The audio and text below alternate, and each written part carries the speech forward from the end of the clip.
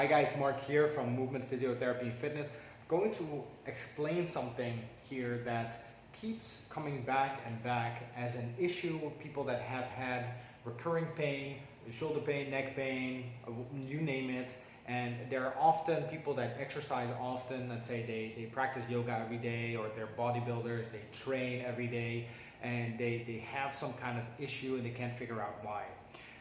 Usually it comes back to this same idea. So what I'm going to do is I'm going to write it, I'm going to explain it the way I would explain it to a client, and at the end of the video you will have a pretty good idea of how well are you actually developed and which areas might be your strong parts and which areas might be your weakness parts. So we're going to imagine this kind of like a SWOT analysis for your body, right? So if we look at the movement system and qualities, movement as in a principle, not as in the business. What are the different qualities that you can develop, right? So if we take the bodybuilding example, strength, yeah, write it correctly, yeah. Strength is of course one of the qualities very popular to develop, and if you're a bodybuilder and if you imagine kind of like if you know what it's like to play FIFA, like a football game, and you have these little stats, quickness, endurance, etc., ball control or something like that, this is how you should view yourself in terms of qualities when it comes to movement. So strength is one of the qualities, and usually highly developed in something like bodybuilder. Maybe in somebody who is doing yoga, that's not the highest quality to develop. For example, could be flexibility. Flex, I'm just going to write flex or get the point. Flexibility usually highly developed in somebody that participates in yoga. Maybe not so much in somebody who is practicing a lot of strength, right? So what else do we have? Balance. When we consider the yoga type, also probably pretty good developed. You have these poses where you stand on one leg and that kind of stuff. So that is a quality that's constantly challenged and therefore usually pretty well developed as well. In terms of people that are highly developed in strength, let's say a bodybuilder might not be very strongly developed in balance. So these are three very important parts. Then what do we have? What about endurance? Right? So endurance could be cardiovascular endurance. Okay.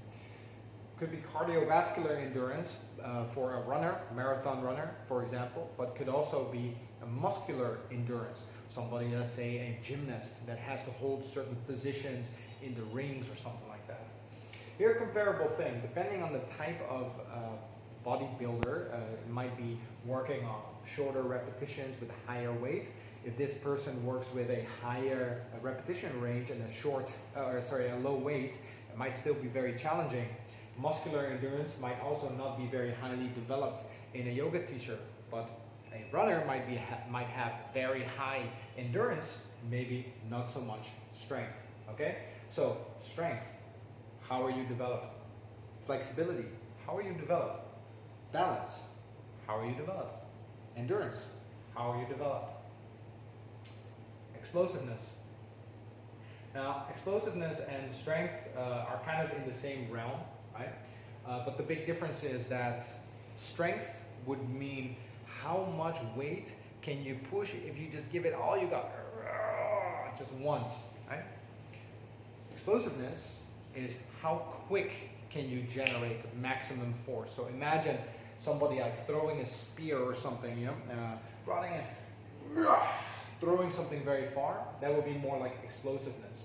Now put that in the context of somebody who is a yoga practitioner, probably low explosiveness. Maybe there are certain styles of yoga where there's more like jumping and so on.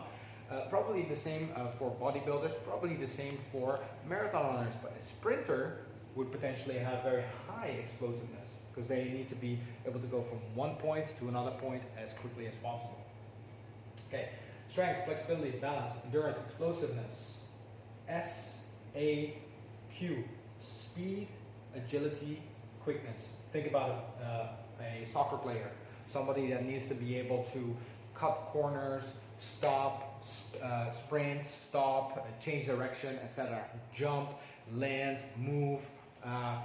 Just like the explosiveness, balance, flexibility, endurance are all also in the same realm of SAQ, but because we can test this separately, we do consider it a separate category, right? Speed, agility, quickness. What else do we have? Take a look at what we have here. Pretty wide domain of options already. There are other qualities that you can take a look at.